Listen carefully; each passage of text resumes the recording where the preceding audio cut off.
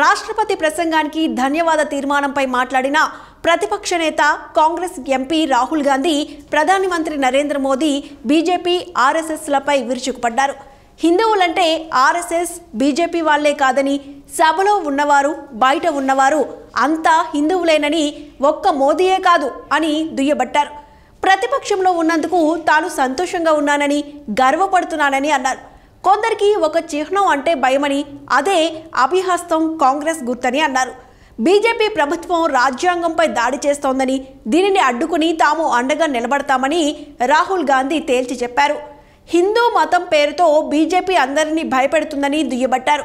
ఏ మతమైనా మనుషులకు ధైర్యం ఇస్తుందని, కొందరు తమను తాము హిందువులుగా ప్రచారం చేసుకుంటూ విద్వేషాలను రెచ్చగొడుతున్నారని ధ్వజమెత్తారు.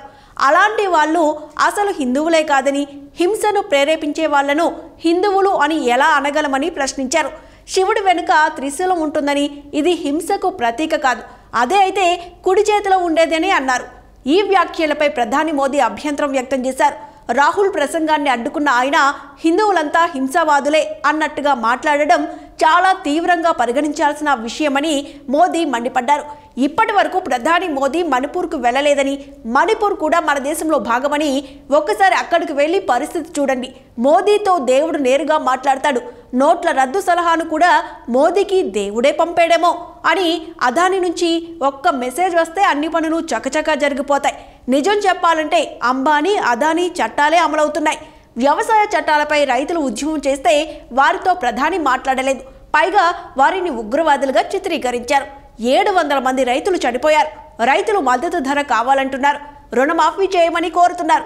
కానీ వారి కోరికలు ఏవీ నెరవేరలేదు.